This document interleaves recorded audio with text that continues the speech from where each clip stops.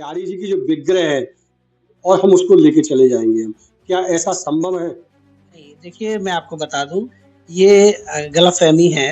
बिहारी जी किसी पर्टिकुलर एक व्यक्ति के नहीं है, एक समाज के नहीं हैं। बिहारी जी हम सब के हैं, पूरे समाज, पूरे भारतवर्ष और पूरे विश्व की बात तो ये है कि हम पूरे भारतवर्ष में दर्शन करने जाते हैं, तो वहाँ आप समझिए कि लोग मंदिर के अंदर अशुद्ध होकर जा रहे हैं। वहाँ पानी की व्यवस्था नहीं है, वहाँ वॉशरूम की व्यवस्था नहीं है, वहाँ अंदर व्यक्ति पहुँच नहीं पा रहा है। कितने ही जब बदलाव आता है समाज में, तो विरोध स्वाभाविक है। ये एक बदलाव बहुत लंबे अरसे के बाद काफ़ी समय से प्रतीक्षित था कि लोगों को इंतज़ार था कि कॉरिडोर बनेगा। मंदिर के सेवायत हैं, वो उसका विरोध कर रहे हैं। विरोध कर वहाँ कुछ कमियाँ ये कॉरिडोर की आवश्यकता ही क्यों पड़ी है?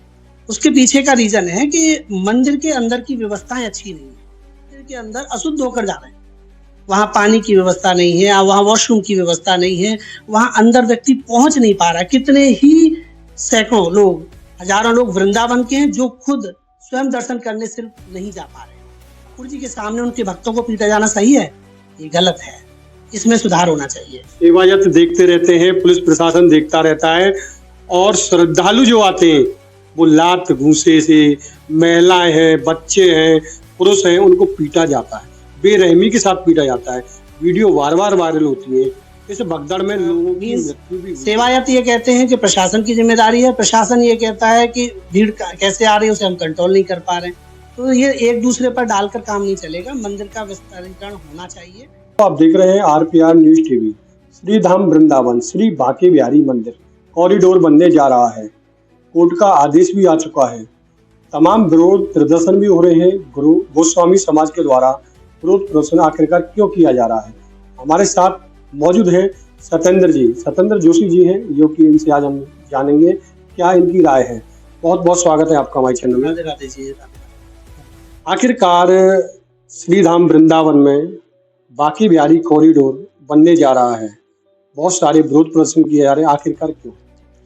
देखिए, जब बदलाव आता है समाज में, तो विरोध स्वाभाविक है। ये एक बदलाव बहुत लंबे अरसे के बाद काफ़ी समय से प्रतीक्षित था कि लोगों को इंतज़ार था कि कॉरिडोर बनेगा। अब उसकी घोषणा सुप्रीम कोर्ट ने की है। तो जो हमारे यहाँ के जो मंदिर के सेवायत हैं, वो उसका विरोध कर रहे हैं।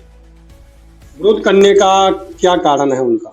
एक्चुअली सरकार ने ये अपने जो नियम उन्होंने बनाए हैं, उनमें सेवायतों की सेवा का प्रावधान क्या रहेगा, कैसे रहेगा, इसके बारे में उन्होंने कोई ज़िक्र नहीं किया है। मेरा मानना है कि विरोध कॉरिडोर का नहीं होना चाहिए। विरोध जो है सेवायत को जो सेवा नहीं मिलने वाली कोई बात आती है, उनका अधिकार है।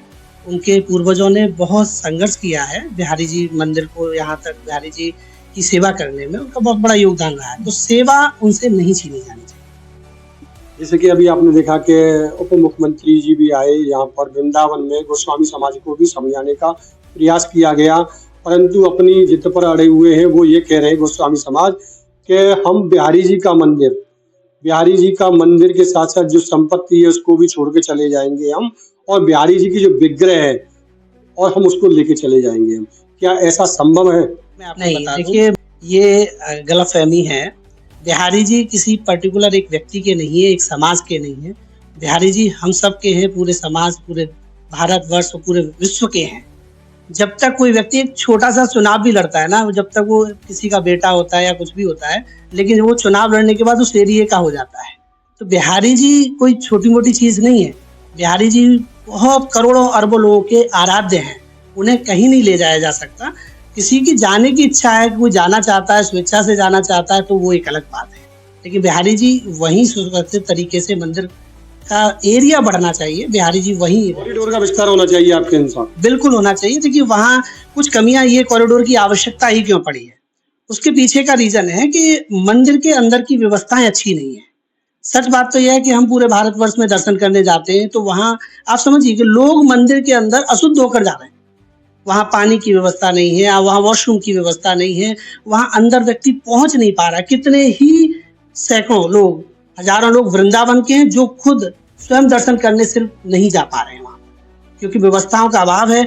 वहाँ लोगों के साथ अंदर जब अभद्रता होती है तो कोई भी, मैं माफ़ी चाहूँगा ये कहते हुए कि लोगों को लगेगा कि मैं इस तरह की बात कर रहा हूँ, तो वहाँ पर आए हुए लोगों को के साथ जब मारपीट हो रही होती है तो कोई व्यक्ति इसमें इन्वॉल्व नहीं हो रहा है, कोई व्यक्ति उन्हें रोक नहीं रहा है। क्या बिहार ठाकुर जी के सामने उनके भक्तों को पीटा जाना सही है? ये गलत है, इसमें सुधार होना चाहिए। सेवायत देखते रहते हैं, पुलिस प्रशासन देखता रहता है, और श्रद्धालु जो आते हैं वो लात घूंसे से, महिलाएं हैं, बच्चे हैं, पुरुष हैं, उनको पीटा जाता है, बेरहमी के साथ पीटा जाता है। वीडियो बार बार वायरल होती है। इस भगदड़ में लोगों की मृत्यु भी हुई है। जी बिल्कुल हुई है, बिल्कुल सच बात है, और मृत्यु हुई है, जिसको लोगों पर, अगर हमारे कोई घर का व्यक्ति कहीं दर्शन के लिए जा रहा है और वहाँ उसकी मृत्यु हो जाए, तो ये कह देना कि जी यहाँ धाम में आया था और इसकी मृत्यु हो गई और इसको मोक्ष मिलेगा, ये बात ठीक नहीं है। इस तरह की बातें करना, मंदिर के अंदर मृत्यु होना, ये तो अशुभ है।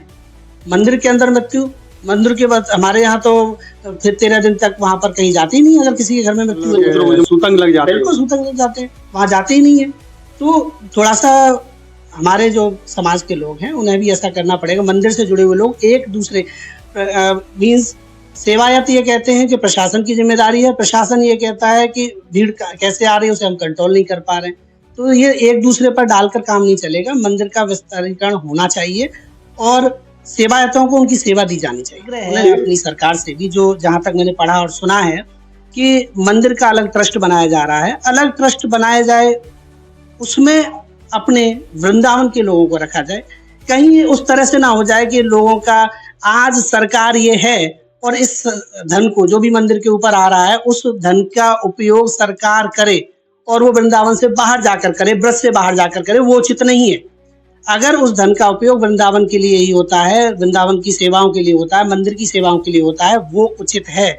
कहीं ऐसा ना हो कि हम आज तक ये कहते रहते हैं कि साहब हम टैक्स देते हैं और कुछ वो टैक्स का पैसा विधर्मियों के ऊपर खर्च होता है, तो कहीं ऐसा ना हो जाए कि सरकार इसको अधिग्रहण कर कर टैक्स के पैसे को, चढ़ावे के पैसे को कहीं अपने इस्तेमाल में ना करे। पूरे उत्तर प्रदेश या देश में लगाने की आवश्यकता नहीं है, ब्रज के अंदर लगाए, ये हमारी मांग है। जानना चाहूंगा, हमारे पूर्वज अब नहीं रहे हैं, ठीक है, उस समय भी वृंदावन था, और आज हम और आप लोग हैं। उस वक्त के वृंदावन में और आज के वृंदावन में क्या परिवर्तन नहीं हुआ है? बहुत परिवर्तन, हम सबके जीवन में परिवर्तन हुआ है, और परिवर्तन ही संसार का नियम है।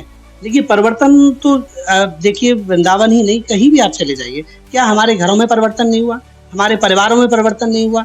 तो परिवर्तन तो संसार का नियम है। और जब हम अपना घर बनाते हैं, अब हम 20 साल 40 साल पुराने मकान में रहना पसंद नहीं करते, तो बिहारी जी का भी एक भव्य मंदिर जो है कॉरिडोर बनना ही चाहिए। आपका ये है कि भगवान श्री बांके बिहारी जी चाहते हैं कि मेरा भी घर का कुनबा बड़ा हो चुका है, तो उनके कुनबे में जो लोग आ रहे हैं दर्शन करने के लिए, उनके लिए ठहरने, दर्शन करने के लिए उचित व्यवस्था होनी चाहिए। जी बिल्कुल, मैं कहूँगा। देखिए, मुझे बड़ा अफसोस होता है कि बहुत से लोग इस बात को कहते हैं कि श्रद्धालुओं को श्रद्धालु समझा जाए, उन्हें भीड़ ना समझा जाए।